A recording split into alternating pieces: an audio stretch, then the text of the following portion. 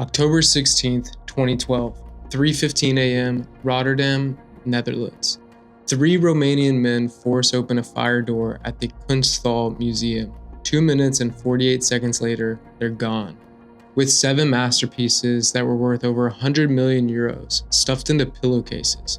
But as unlikely as it may seem, this isn't a story about some brilliant heist. It's about what happened next, when a mother stood in front of her kitchen stove in a tiny Romanian village and made a decision that would shock the art world. So, let's dive in. I know this one.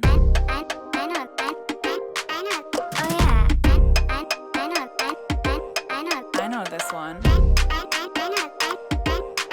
know this one. All right, so today we're talking the Kunsthal Museum.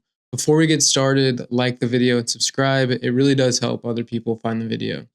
All right, so the museum was designed by legendary architect Rem Koolhaas. It's a labyrinth kind of style building of glass partitions in Rotterdam's museum park. They don't have a permanent collection. It's just like rotating exhibits that come through. October 2012, the museum celebrates its 20th anniversary with Avant-Gardes, 150 works from the private Triton Foundation collection, paintings that have never been displayed together before. Picasso's, Monet, Gauguin's, works by the world's greatest masters. The Triton collection belonged to the Cordia family, Dutch shipping and oil magnates. They were ranked among the 100 richest families in the Netherlands, with assets reportedly over 330 million euros. But the insurance value, it was 18.1 million euros. True market value, experts estimate as high as 100 million euros. I already mentioned the heist, so let's meet the gang that would pull off what Romanian media called the theft of the century. Let's just face it, I'm really going to mess up some of these pronunciations, but here we go. Radu Daguru, 30 years old, born in Sarciliu, Tulcea County, one of Romania's poorest regions, from a family of interlopi, Romanian career criminals. From what I could find, his neighbors told the New York Times, and I quote, "When he is here, we have trouble. When he goes, everything is calm," end quote. Eugen Deri, Adrian Prokop, Alexandru Bitu, all from small villages in southeastern Romania, all moved to Rotterdam in the summer of 2012 with one goal: make money and make it fast. While their girlfriends, including Dogaru's partner Natasha and Bitu's girlfriend Stefania, they worked as sex workers. The men, they burglarized houses across Rotterdam, but even Dutch crime didn't pay enough to cover Western European living costs. October 6, 2012, Daguru and Deri are driving through Rotterdam searching their GPS for museums. They're looking for something big, one score that would set them up for, life. The story goes that a poster literally fell into their hands. Literally, the Avant-Garde's 150 masterpieces from Triton Foundation, right there in Rotterdam, it fell into their hands. They didn't know anything about art. The names Picasso, Monet, Matisse basically meant nothing to them, but they understood what the word masterpieces meant. That meant money. October 7th through October 11th, they cased the joint. They bought tickets, they walked the exhibitions like tourists. Dogaru bought his girlfriend a ticket for cover, she came along. They calculated distances, counted guards, studied the layouts. What they discovered was almost too good to be true. No night security, just roving patrols that checked every few hours. A rear fire escape near several small paintings, and a security system with a fatal flaw. Monday, October 15th, 2012. The weather forecast was cloudy and rainy. This is perfect cover.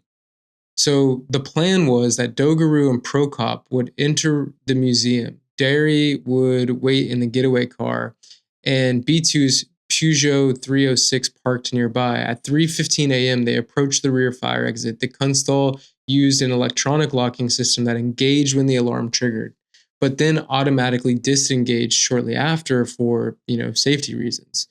They hit the door and they hit it hard. The electronic lock, it deactivated, and Dogaru jimmied the mechanical latch, and then they were in. The alarm was going off. Motion sensors recorded every single movement that happened, and at 3:20 a.m., Trigion's security control center dispatched 2 guards. But here's what actually made this heist possible, which is that Rotterdam police responded in 5 minutes. The security guards arrived in 11 minutes. Dogarou and Prokop had already selected their targets, small paintings near the fire exit, light enough to carry. Here's what they grabbed: Pablo Picasso's Harlequin Head, 1971, Claude Monet's Waterloo Bridge, London, 1901, Claude Monet's Charing Cross Bridge, London, 1901, Matisse's Reading Girl in White and Yellow, 1919, Paul Gauguin's Dites la Fiancée, 1898, Meyer de Haan's self-portrait around 1889 to 91, Lucian Freud's Woman with Closed Eyes, 2002. The paintings, they weren't alarmed. They weren't bolted to the wall. They lifted right off their hooks. And one problem was that they were heavier than expected. But Dogarou and Prokop stuffed all 7 into pillowcases and these like canvas bags that they had with them. 2 minutes and 48 seconds after they entered, they burst through the fire exit door. Darius saw them running, holding dark bags and bundles. They threw everything into the Peugeot and disappeared into the rainy Rotterdam night. And when security guard Mehmet Karaduradou and Jordi Rook arrived at 3:31 a.m., Rotterdam police were already walking the perimeter. Nobody had seen the thieves leave. They turned on the lights and they saw empty spaces on the walls. Hooks, wires, but, nothing else. By morning, it was already international news. October 16th, Dogarou and Derry drove to Brussels in the stolen Peugeot. Their mission was to sell just one of the paintings to somebody called George the Thief. He was apparently a contact of Dogarou's. They showed him the Lucian Freud's painting, Woman with Eyes Closed. George couldn't help them. Nobody could. These paintings were too famous, too well documented, already registered as stolen in the international databases. And they returned to Rotterdam and stuffed the paintings into Radou's hall closet. That's when they turned on the news. I mean, the heist was everywhere. CNN, BBC, every single Dutch newspaper called it one of the biggest art thefts, and not just the Netherlands history, but globally.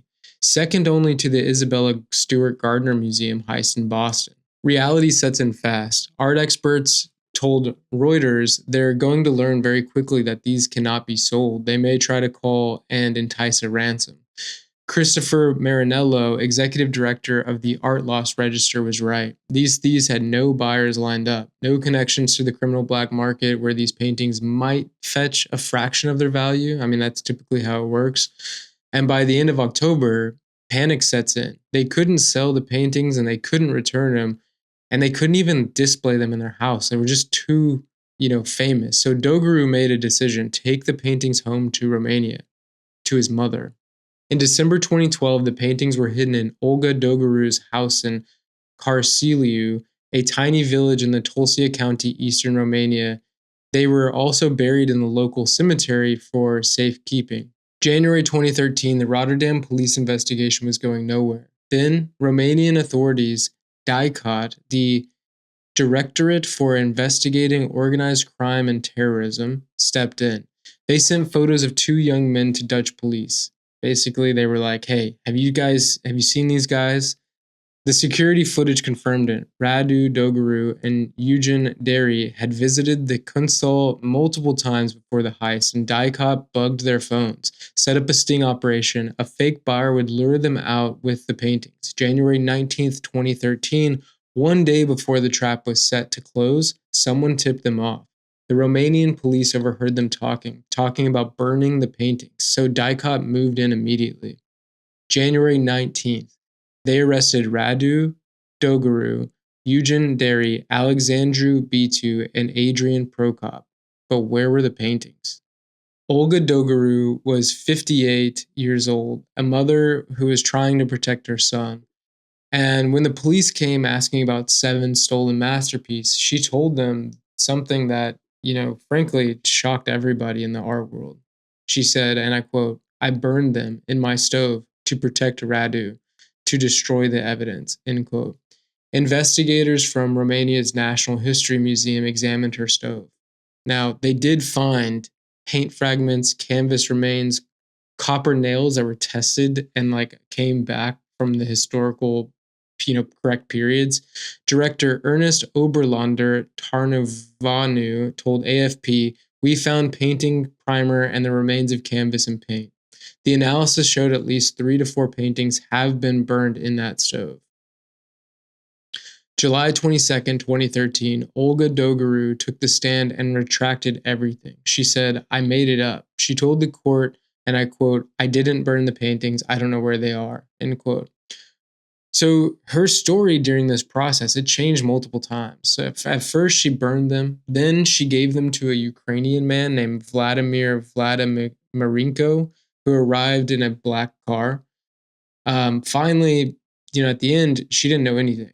And her son Radu backed her up. He was, quoted saying, "The paintings were not destroyed. I don't know where they are, but I believe they were sold." Their lawyer, Catalin Dansu, made an audacious move. He threatened to sue the Kunsthal Museum for their own negligence. It took the stupid risk of displaying artwork without a proper surveillance system, end quote. Dogarou even offered Dutch prosecutors a deal, transfer him to a Dutch prison, and he'd return 5 of the 7 paintings. He never explained why only 5. The Dutch refused, but, forensic experts couldn't definitively prove that the ashes came from the specific stolen paintings. The Romanian National Institute for Research in Physics and Chemistry said maybe only 2 paintings were burned, not all 7. February 2014, Romanian courts convicted Radu Dogarou and Eugen Deri of theft. Dogarou got 6 years in prison, Deri 5 years 4 months. July 2014, Adrian Prokop was sentenced to 4 years and 8 months, and Olga Dogarou 2 years for transporting and hiding stolen property. Alexandru Bitu acquitted. Petre Kondrat still at large. The court ordered them to pay 18 million euros to reimburse the Kunsthal Museum's insurers. November 2018, 6 years later, a Dutch writer received an anonymous tip. One of the Picassos is buried under a tree in Tulcea County, Romania. And here's the crazy part. The writer, she found it, turned it over to authorities.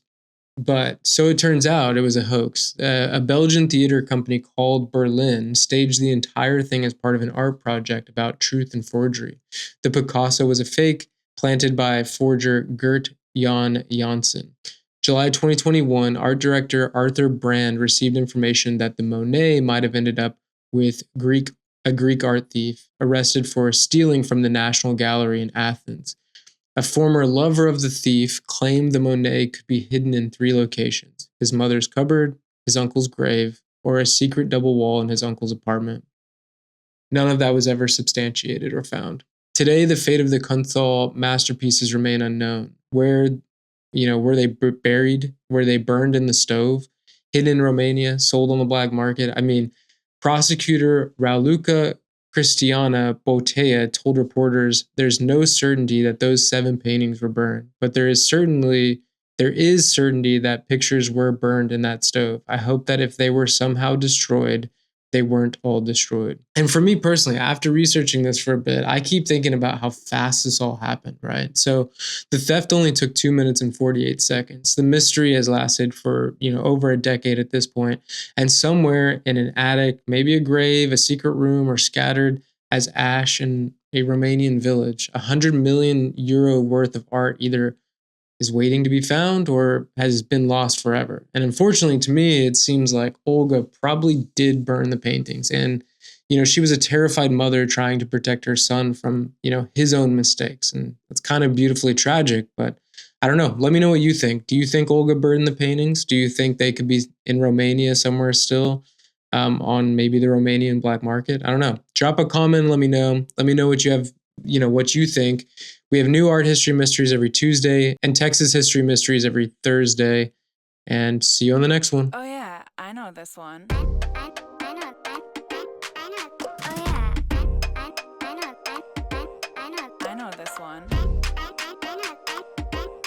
I know this one.